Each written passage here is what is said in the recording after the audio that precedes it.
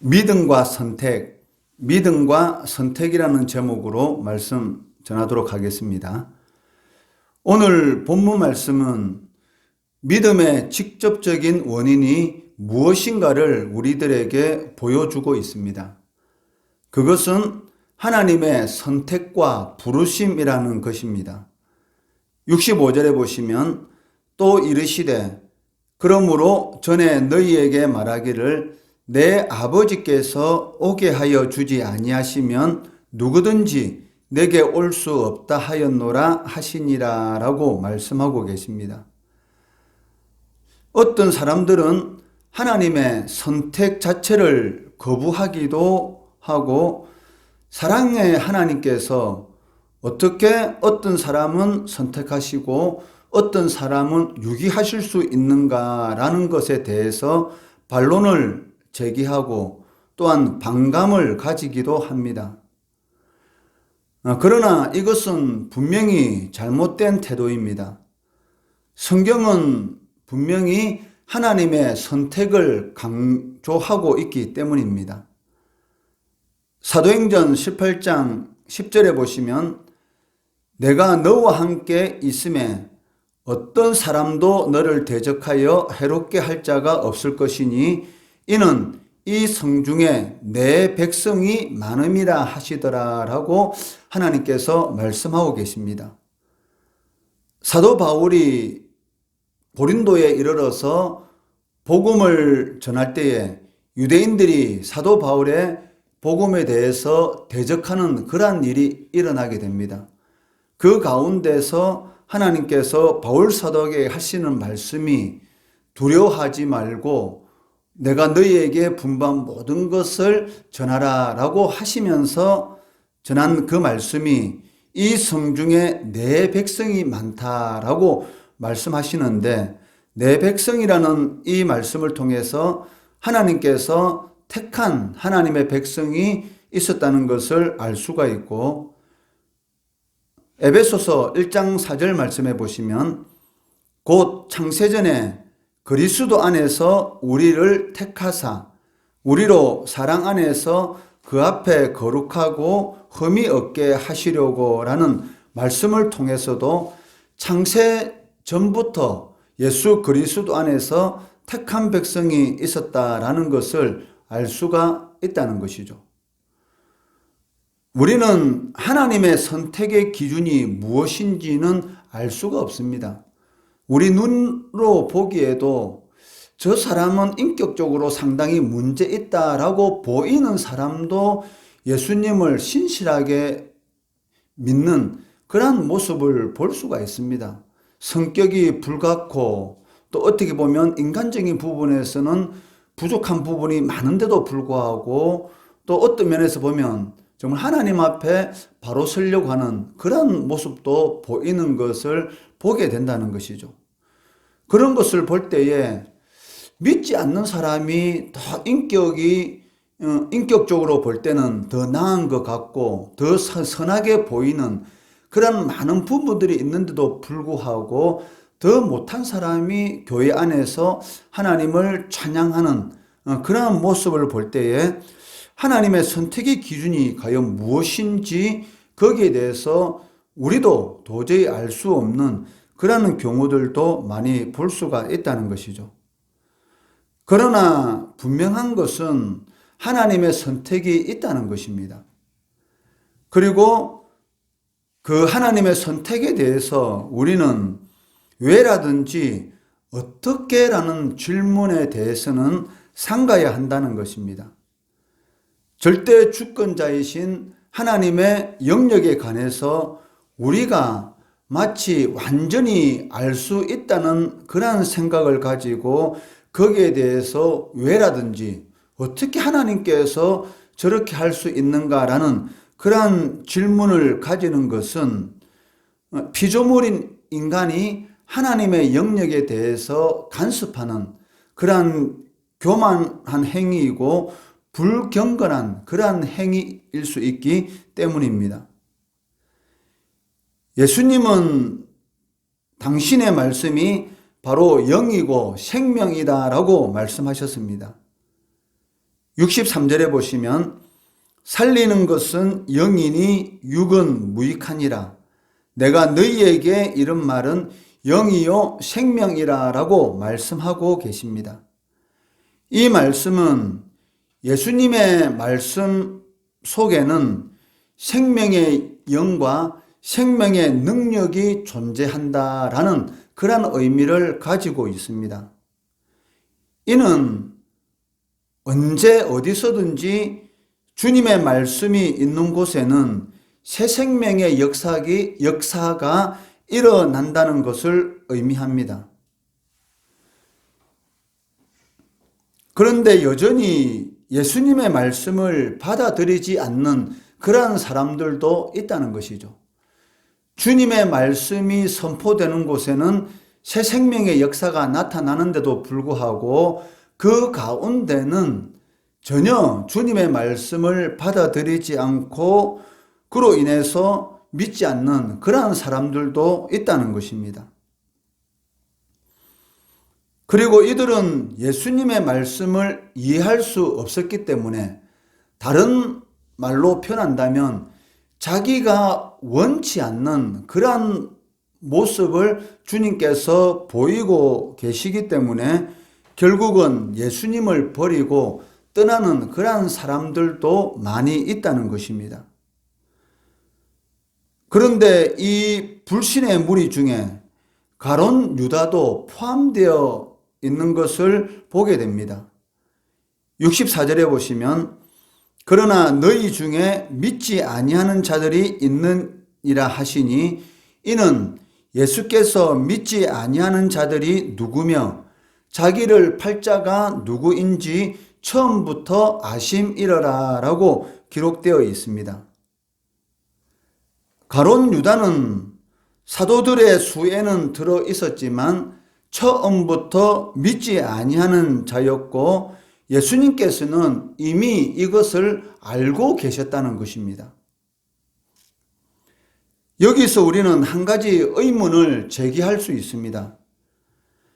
가룟 유다가 믿지 아니하는 자인 것을 예수님께서 처음부터 알고 계셨다면 왜 예수님께서 그를 돌이킬 수 없었는가라는 그런 의문을 제기할 수 있었다는 것이죠. 예수님께서 이 땅에 오신 목적은 잃어버린 자를 찾아 구원하려고 오신 것입니다. 수많은 사람들이 예수님의 설교를 듣고 감동을 받고 회심하는, 즉 거듭나는 그런 일들을 가룟 유다는 항상 많이 들었고 또 많이 보았습니다. 그리고 예수님께서 행하시는 기적도 가장 가까운 곳에서 경험을 하였습니다. 그런데도 불구하고 가룟 유다가 망한 그런 이유가 무엇일까요? 성경적인 결론은 가룟 유다는 하나님의 택하신 자가 아니었다는 것입니다. 이를 70절 말씀에서는 예수께서 대답하시되 내가 12를 택하지 아니하였느냐 그러나 너희 중에 한 사람은 마귀니라 라고 말씀하고 계시다는 것이죠. 마귀라는 이 말은 마귀의 지배 아래에서 마귀의 일꾼으로 마귀의 도구로 쓰임받는 자다라는 그런 의미를 가지고 있습니다. 이 말씀을 통해서 우리가 알 수 있는 것은 예수님을 만났다고 모두가 믿음을 가지게 되는 것은 아니라는 것이죠. 오직 창세전에 하나님에 의해 선택된 그러한 사람들만이 예수님을 영접하고 예수님을 믿는 특권을 누릴 수가 있다는 것입니다. 그러나 70절 말씀에는 분명히 예수님을 판 가룟 유다도 예수님께서 친히 선택하셨다라고 강조하고 있다는 것입니다. 그런데 이 선택은 긍정적인 측면에서 그리스도의 복음을 증거하기 위한 그러한 선택이 아니고 부정적인 측면에서 예수님을 적대함으로써 그리스도를 십자가에 못 박혀 죽임으로 하나님의 구속의 역사를 진전시키기 위한 그러한 자로서 선택되었다라는 그러한 의미를 지니고 있다는 것입니다. 예수님의 선택에는 이 두 가지가 있는 것이죠. 하나는 긍정적인 선택 측면에서 예수 그리스도의 복음을 전함으로 하나님의 구속의 역사를 진전시키는 그러한 선택이 있고, 또 다른 선택은 부정적인 그러한 선택으로 인해서 예수님을 대적함으로 구속의 역사를 진전시키는 그러한 일들, 그러한 선택이 있을 수 있다는 것입니다. 에스더에서 보면은 이 하만이 바로 이 부정적인 하나님의 선택에 의해서 하나님을 대적함으로 말미암아서 하나님이 살아계심이 증거되는 그런 모습들을 볼 수가 있다는 것이죠. 성경에는 항상 이 두 가지 측면이 있습니다. 긍정적인 선택에 의한 하나님의 구속의 역사가 진행되는 경우, 또 하나님을 대적함으로 부정적인 선택에 의해서 하나님의 구속의 역사가 진행되는 그러한 경우가 있는데, 가룟 유다는 결론적으로 부정적인 측면에서 하나님 앞에 선택됨으로 인해서 하나님을 대적하는 그 일을 통해서 십자가 사건이 일어나는 그런 일들이 일어나게 되는 것을 볼 수가 있습니다. 이를 사도 요한은 71절 말씀에서 해설자의 입장에서 이 71절 말씀을 기록하고 있다는 것입니다. 이 말씀은 가롯 시몬의 아들 유다를 가리키심이라. 그는 12 중에 하나로 예수를 팔자르라 라고 기록하고 있다는 것입니다. 아마 예수님께서 너희 중에 하나는 마귀니라 라고 말씀하셨을 때에 사도 요한도 그 당시에는 이 말이 무엇을 의미하는지 전혀 모르고 있었을 것입니다. 그런데 이러한 모든 일들이 일어나고 난 이후 이 요한복음은 AD 90년에서 100년 사이에 기록된 복음이기 때문에 이런 모든 사건들이 다 일어나고 난 이후에 사도 요한이 죽기 전에 기록한 그러한 복음서이기 때문에 이 71절 이 말씀은 이 자신이 해설자의 그런 입장에서 이 말씀을 기록하였다는 것이죠. 그러니까 왜 사도 요한이 이 71절 말씀을 이처럼 해설자의 입장에서 기록한 그 이유가 무엇이냐면, 가론 유다의 입장에서 본다면 이런 말을 성도들도 많이 하는 것을 듣게 됩니다.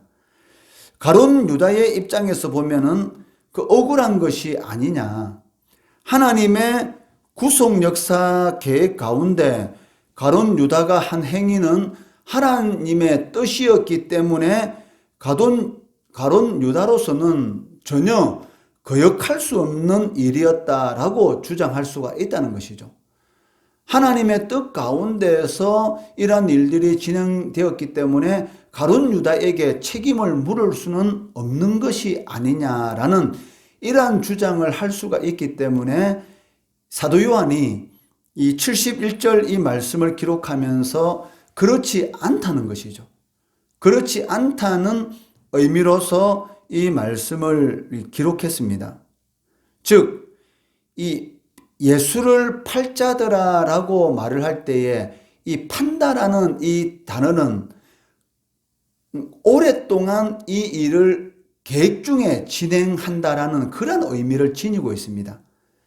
그러니까 하나님의 뜻 가운데서, 즉 하나님의 예정 가운데서 이 일이 이루어졌지만 궁극적으로 이 일을 한 가룟 유다는 자신의 의지대로 이 일을 행했다는 것이죠.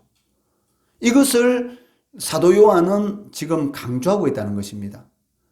물론 하나님의 뜻 가운데서 이 일이 이루어졌기 때문에 책임을 가룟 유다에게 물을 수 없다라고 주장하는 그런 사람들이 있을 수 있지만, 그렇다 할지라도 결국은 가룟 유다 자신의 의지로서 이 일이 진행되었다라는 것을 사도 요한은 강조하고 있다는 것이죠. 이것은 그 하나님의 영역에 속한 부분이기 때문에 우리는 도저히 이해할 수가 없습니다. 하나님의 선택의 기준이 무엇인가에 대해서 우리가 이해할 수 없는 것처럼, 하나님께서는 이 부정적인 선택을 통해서도 하나님의 뜻을 이루어 가는데, 그 부정적인 선택을 받은 사람에 대해서는 우리가 이해할 수 없는 그러한 면이 있지만, 궁극적인 그 목적은 무엇입니까? 자신의 의지대로 그 일을 행했다는 것이죠. 바로 왕이 끝까지 10번의 재앙을 당하는 그 순간까지 이스라엘 백성을 보내지 않은 그 이유는 무엇입니까? 성경에서는 하나님의 영광을 드러내기 위한 것이다 라고 기록하고 있어요. 이 부분도 바로 왕을 하나님께서 부정적인 면에서 선택하셔서 끊임없이 완악하게 하였다라고 성경은 기록하고 있는데, 실질적으로 하나님은 완악하게 하신 분이 아니죠. 그러니까 바로 왕은 자신의 의지대로 그 일을 행했습니다. 그렇지만 그러한 모든 일들은 하나님의 예정 가운데 포함되어 있었던 것이죠.